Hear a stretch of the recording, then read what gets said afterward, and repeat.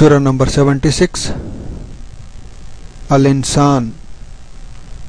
بسم اللہ الرحمن الرحیم هل اتى على الانسان حين من الدهر لم يكن شيئا مذكورا انا خلقنا الانسان من نطفة امشاج نبتليه فجعلناه سميعا بصيرا۔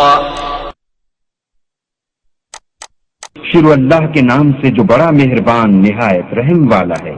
بے شک انسان پر زمانے میں ایک ایسا وقت بھی آ چکا ہے کہ وہ کوئی چیز قابل ذکر نہ تھا۔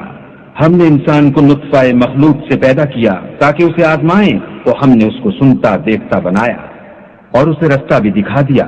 اب وہ خواہ شکر گزار ہو خواہ ناشکرا۔ ہم نے کافروں کے لیے زنجیریں اور توق اور دہکتی آگ تیار کر رکھی ہے۔ جو نیکوکار ہیں وہ ایسی شراب نوش جان کریں گے جس میں کافور کی آمیزش ہوگی۔ یہ ایک چشمہ ہے جس میں سے اللہ کے بندے پیئیں گے اور اس میں سے چھوٹی چھوٹی نہریں نکال لیں گے۔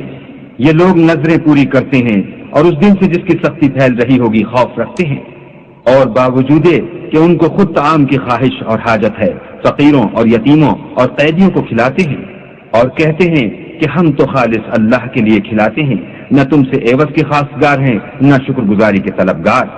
ہم کو اپنے پروردگار سے اس دن کا ڈر لگتا ہے جو چہروں کو کری المنظر اور دلوں کو سخت مستر کر دینے والا ہے، تو اللہ ان کو اس دن کی سختی سے بچا لے گا اور تازگی اور خوش دلی عنایت فرمائے گا، اور ان کے صبر کے بدلے ان کو بہشت کے باغات اور ریشم کے ملبوسات عطا کرے گا۔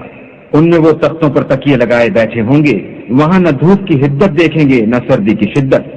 ان سے ثمردار شاخیں اور ان کے سائے قریب ہوں گے، اور میووں کے گچھے جھکے ہوئے لٹک رہے ہوں گے۔ خدام چاندی کے باسن لیے ہوئے ان کے ارد گرد پھریں گے، اور شیشے کے نہایت شفاف گلاس، اور شیشے بھی چاندی کے جو ٹھیک اندازے کے مطابق بنائے گئے ہیں، اور وہاں ان کو ایسی شراب بھی پلائی جائے گی جس میں سونٹ کی آمیزش ہوگی۔ یہ بہشت میں ایک چشمہ ہے جس کا نام سلسبیل ہے، اور ان کے پاس لڑکے آتے جاتے ہوں گے جو ہمیشہ ایک ہی حالت پر آئیں گے۔ جب تم ان پر نگاہ ڈالو تو خیال کرو کہ بکھرے ہوئے موتی ہیں، اور بہشت میں جہاں آنکھ اٹھاؤ گے کثرت سے نعمت اور عظیم الشان سلطنت دیکھو گے۔ ان کے بدنوں پر دیبائے سبز اور اطلس کے کپڑے ہوں گے، اور انہیں چاندی کے کنگن پہنائے جائیں گے، اور ان کا پروردگار ان کو نہایت پاکیزہ شراب پلائے گا۔ یہ تمہارا صلہ ہے اور تمہاری کوشش اللہ کے ہاں مقبول ہوئی۔ اے محمد صلی اللہ علیہ وآلہ وسلم، ہم نے تم پر قرآن آہستہ آہستہ نازل کیا ہے، تو اپنے پروردگار کے حکم کے مطابق صبر کیے رہو، اور ان لوگوں میں سے کسی بد عمل اور ناشکرے کا کہا نہ مانو، اور صبح و شام اپنے پروردگار کا نام لیتے رہو، اور رات کو بڑی رات تک اس کے آگے سجدے کرو اور اس کی پاکی بیان کرتے رہو۔ یہ لوگ دنیا کو دوست رکھتے ہیں اور قیامت کے بھاری دن کو پس پشت چھوڑے دیتے ہیں۔